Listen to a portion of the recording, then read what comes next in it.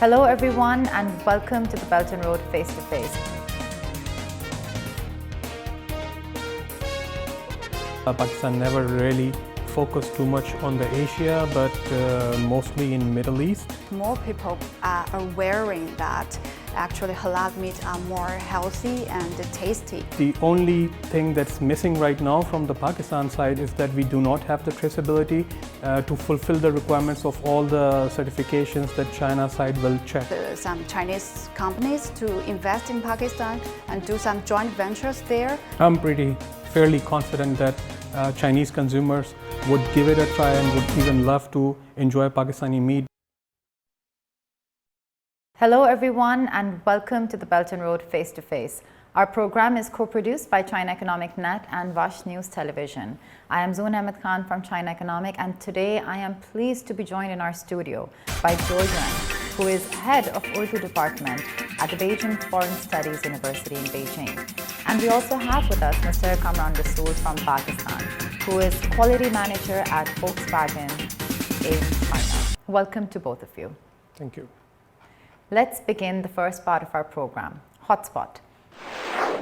The Pak-China Joint Chamber of Commerce and Industry, PCJ-CCI, President Zarak Khan, addressing a think tank session recently, said that Chinese farmers were unable to match pace with meat demand after the outbreak of COVID-19 and urged Pakistani exporters to seize this opportunity to expand meat exports to China.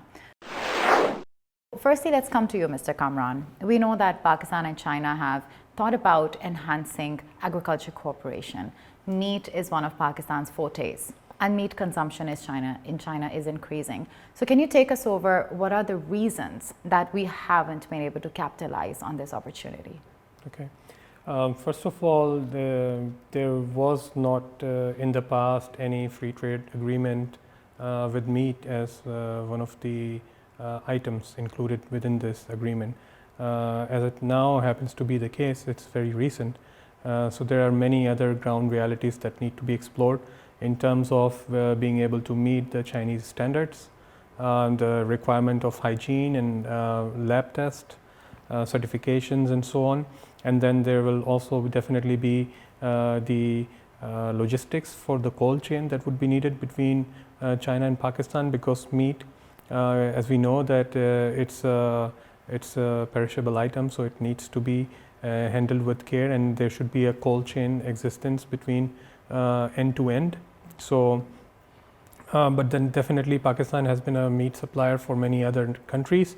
Pakistan never really focused too much on the Asia, but mostly in Middle East and Saudi Arab.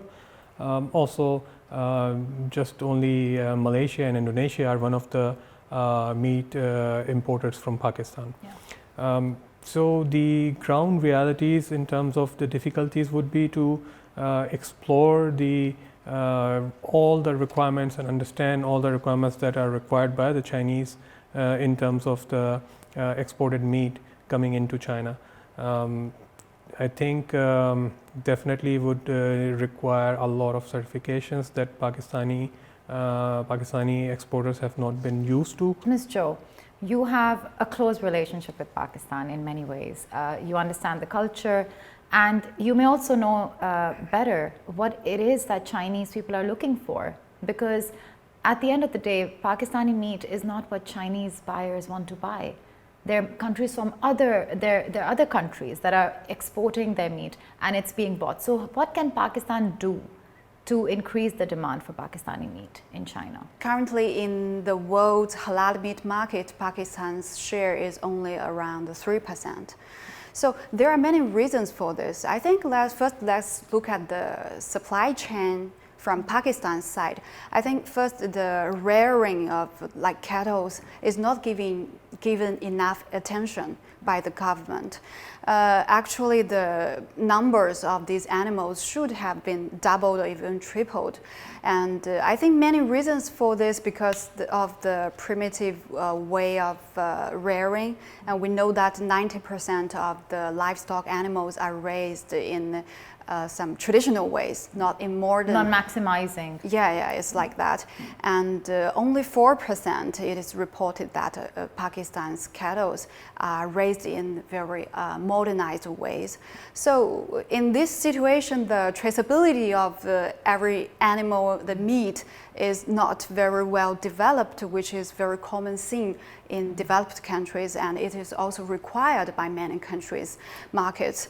And besides this, I think one important reason is the inspection and quarantine. We know that for any food item, if you want to export any food item, the certification is vitally important. And China also has very detailed and strict regulations on the imported food items, including meat.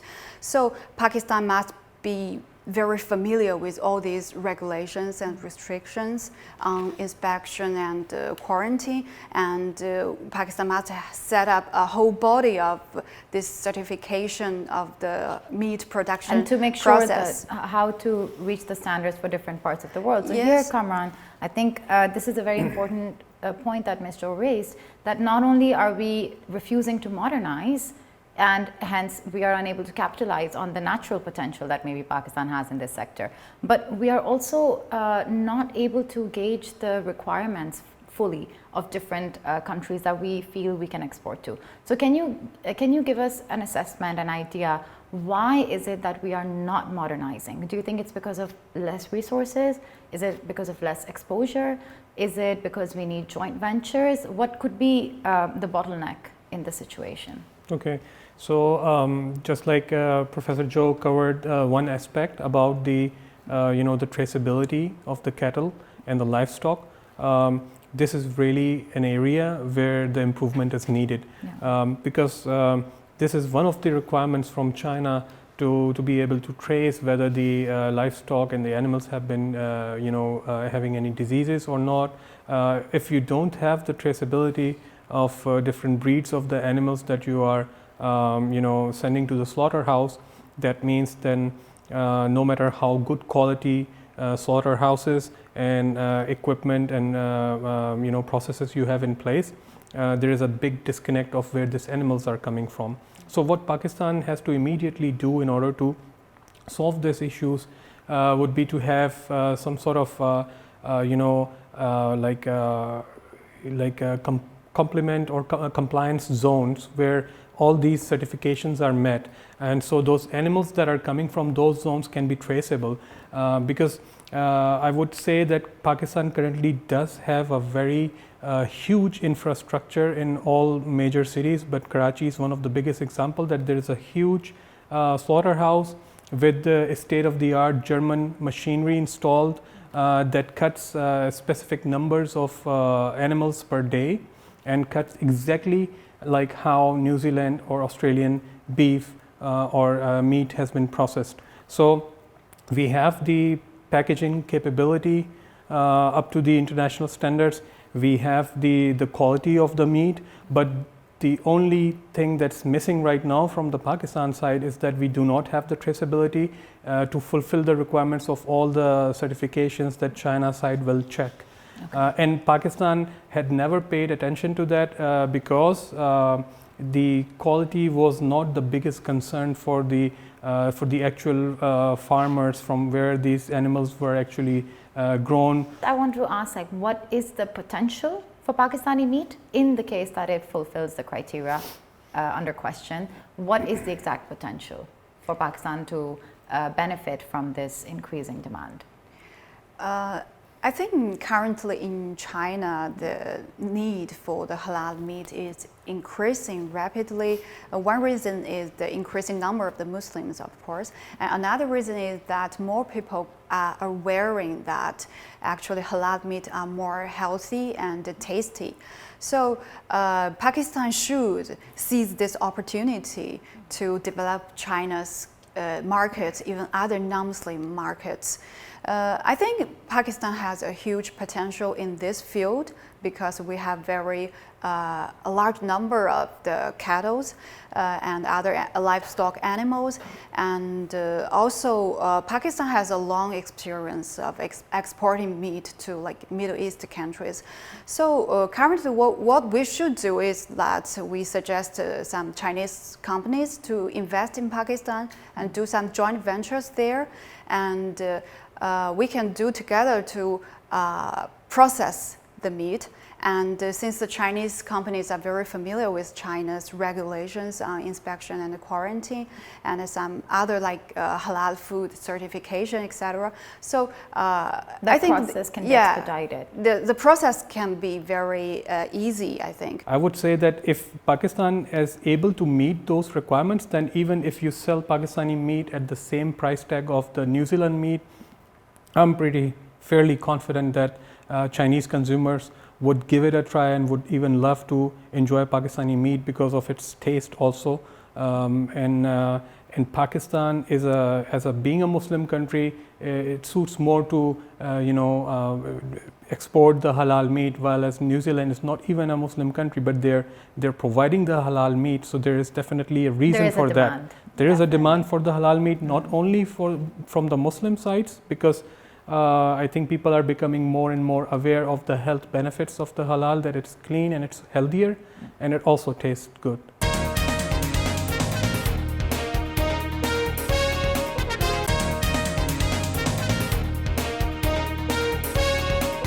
Pakistan never really realized that China could be open to Pakistan and China could be a market. Someone sitting in Pakistan does not see any potential. They prefer to maintain their traditional markets to the Middle East countries, right? They don't know, and they're not aware of what potential Pakistan can offer. You're watching the Belt and Road Face to Face. Let's enter the second part of our program, Figure. Though affected by COVID-19 and the disruption of trade between Pakistan and India, Pakistan's export of vegetable and fruit in the fiscal year of 2019 to 2020 has increased by 12.5% and reached US $730 million, of which fruit export rose 3.8% and vegetable exports rose by 28%, according to the Pakistan Bureau of Statistics. Why has the fruit and vegetable trade export increased? This year, the Pakistani government has stopped the restriction of its onion exports, which means that Pakistan has exported a lot of onion this year and earned a lot of foreign exchanges. But I don't think we can count on the export to grow every year, because the onions production itself rely on climate a lot, and also the domestic need is also increasing. High. We have onions with everything. I think we use onions to cook everything. So this was a smart strategy that Pakistan, instead of aiming for markets that were hard to reach, we were able to export more to neighboring countries. Do you think this was a smart strategy? Do you have any comments about what Pakistan did in this period, and is it sustainable? This is definitely a smart strategy, but I think it cannot work for every single fruit items or the vegetable items, because onions, I know that onions has a long life and does not require a special kind of storage facilities. So it's a vegetable that can be easily exported by sea, or in the most cheapest way of freight or logistics. But when we talk about for example, mangoes, it requires some special treatment, like the cold chain infrastructure, or at least the ability to at least send it by the sea. So we need to make sure that we are exporting green mangoes, and until the time when they reach the designated port, the mangoes has now ripened and ripe and not going bad. So there is definitely a need for big cold storage in terms of containers. And the problem with this sea freight is that you cannot just send 1 or 2 containers in a ship with this special kind of product. So if you are shipping, then you will have to send hundreds of containers, or maybe if ship load of mangoes would make sense. Otherwise, the problem that we could face from the business perspective is that we cannot compete in the market price wise, and air freight can only take only a small amount of mangoes, so it will not be penetratable in the market. Maybe another, of course, like the transportation problems, they really reduce our competitiveness. So can you think of ways in which CPEC is all about transportation? So why do we still have this issue? We still have this issue because first of all, Pakistan never really realized that China could be open to Pakistan and China could be a market. Someone sitting in Pakistan does not see any potential. 1.4 billion yeah, people until they see this discussion happening on the TV and they see us talking about this. This is for all the potential exporters. Yes. So and China also was not really open to the whole world since last several years. I mean, China is opening step by step and reforming its policies and signing different types or different levels of free trade agreements. So having expos to encourage imports. Yes. This is phenomenal. Yesterday I just spoke with a friend of mine who was planning to do some business locally with regards to the vegetables and also the meat. And when I spoke with him, then he said that nobody here really realizes that if there is a potential, then definitely there are the very strong businessmen who would love to invest and even cooperate, would love to cooperate with the Chinese joint ventures. And I think same is the case on the China side. They don't know and they're not aware of what potential Pakistan can offer, because currently there is no such Pakistani products anywhere in the Chinese market are existing, whether it is mangoes or meat or the seafood. So this needs to be introduced step by step, and when Chinese buyers, they start to see the Pakistani products and they have some positive association and some good experience, that will pave the way for many other Pakistani agricultural products to make their way to the Chinese market. One thing I want to add is that the pre-export process is also very important for the fruits and vegetables. Means on farm means when you pick the fresh fruit, and you need to give the temperature treatment immediately, otherwise it will get broken very easily. Since when I was in Europe, I found that if I bought some fresh like apples, fruits or vegetables, they don't get bad for even 1 month in the fridge. Actually, that's not good for the But fruit. that's not organic. That's not organic. But they just give the temperature treatment. They don't put any chemicals on it. Another thing is, I guess, like for Europe, they really protect that sector. They're not competitive either. So maybe, this is something that we need, as Pakistan, we should understand what is it that we want from our agriculture. Is it an industry we want to protect and invest so much in to increase the cost of the fruit, or is it something that we really want to make a backbone of the economy? And I think over there, Professor Zhou, really, for Chinese, the Chinese consumers, they have had exposure to fruits and vegetables and meat from many different countries in recent years. But in Pakistan, I feel one of the things is we don't think we will be competitive in the Chinese market. We don't think there is a point in investing this much to improve the infrastructure, because even if we do, we won't be able to enter the Chinese market. Can you tell our exporters if this is true or false? Should they invest or should they not? Well, I know that many mango farmers or the orchard owners, they are not very much willing to take this adventure, because they call it an adventure to China. Yeah, it's a risk because they prefer to maintain their traditional markets to the Middle East countries, right? And because they have no confidence, China, although it is a big market, but already the fresh fruits markets are already occupied by some ASEAN countries, or even the US cherries are already here.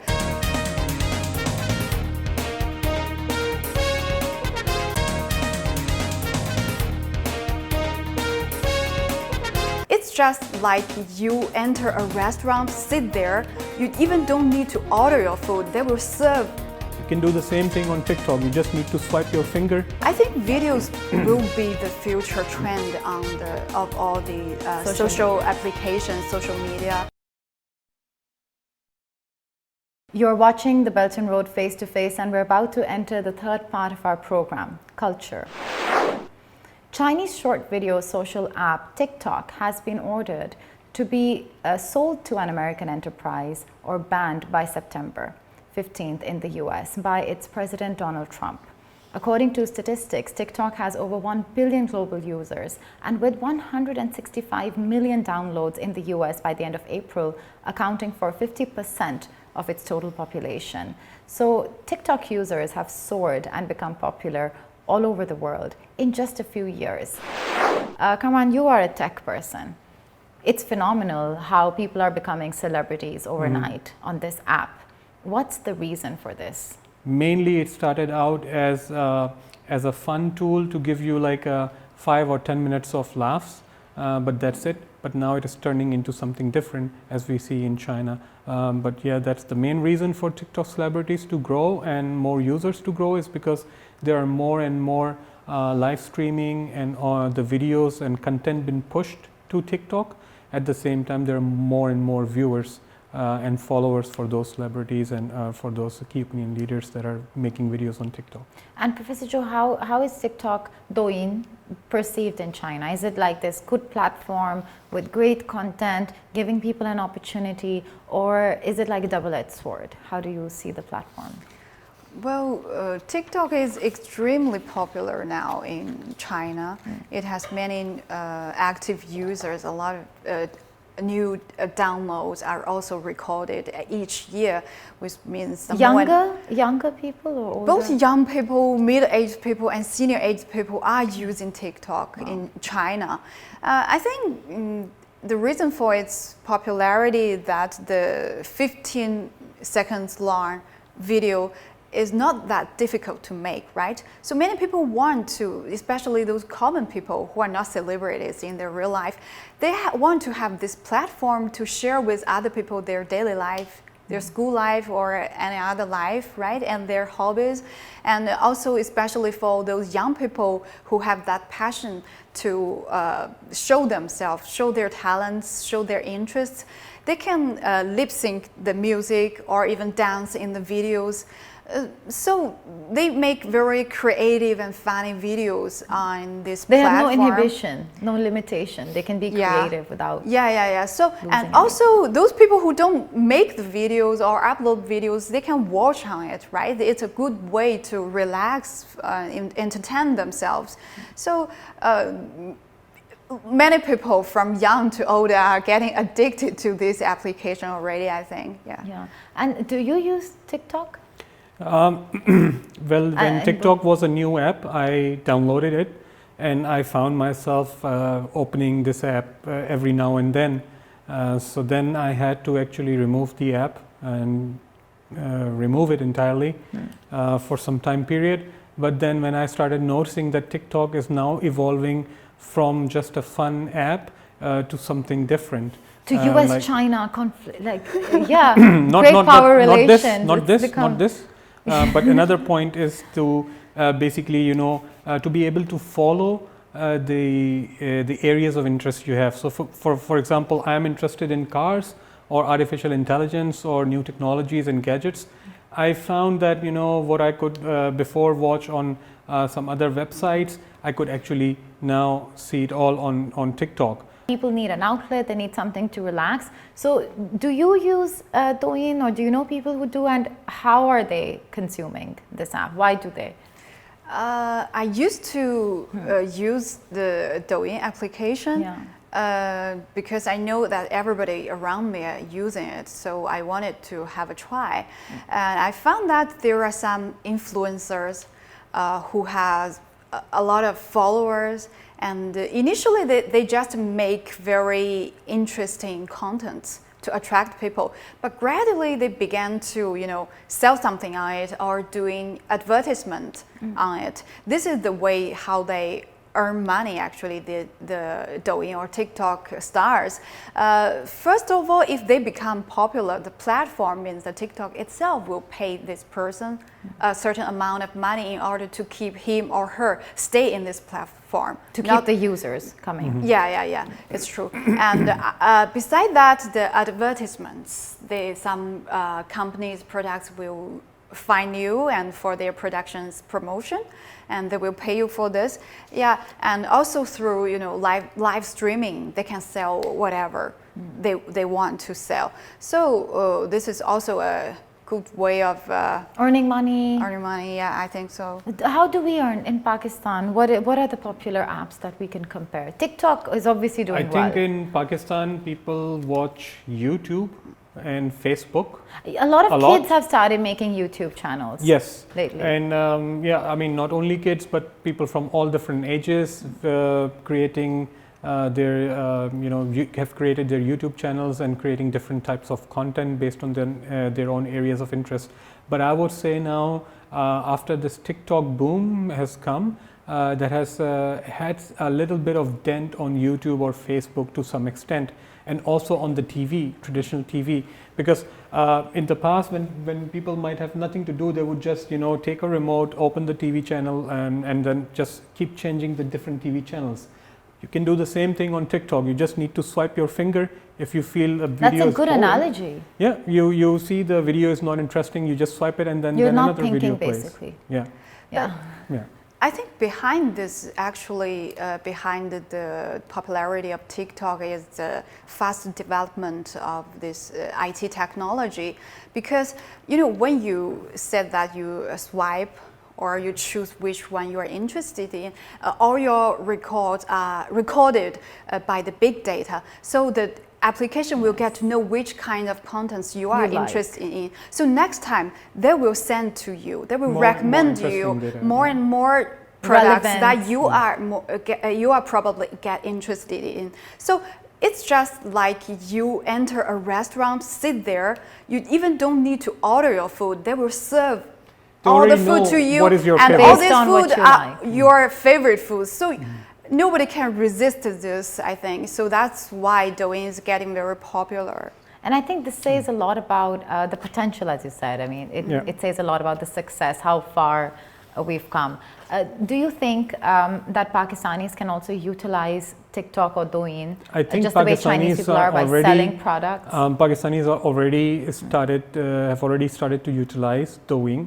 It also started out in Pakistan just as a fun app, but now it has evolved to For example, the Prime Minister asked TikTok influencers to spread awareness about COVID. Yes, I mean, that is one way, another way. Exactly, and also like different chefs or the professional chefs who do cooking as a profession, and they have a large amount of followers. Are shifting if one chef stop producing their YouTube content and make a fast quick video of the same recipe in a TikTok way, it makes it more convenient for their followers to open TikTok rather than opening the YouTube, because TikTok performance wise outbeats and outperforms YouTube. It's convenient. Yes.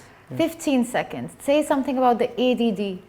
Or attention deficit. Yeah, but doesn't have to be, every video doesn't have to be 15 seconds. It's a different length. People can commit to that definitely. And then go in for as long as they want. I think videos will be the future trend of all the social applications, social media, because I think behind this is the development of the technology and hardware. And I also mentioned, infrastructure. Because if we are using more smartphones, and the price for the internet data is lower and lower, so that's.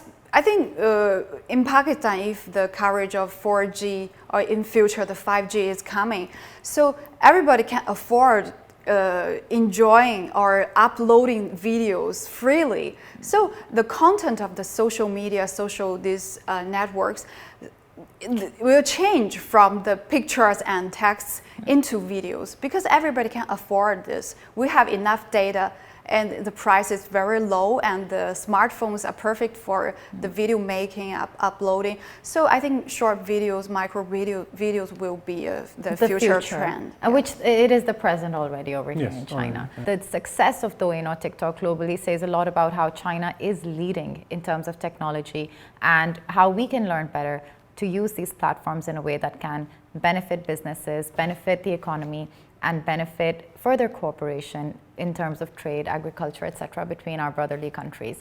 Thank you for watching. Thank you to both of you. Until next time, goodbye.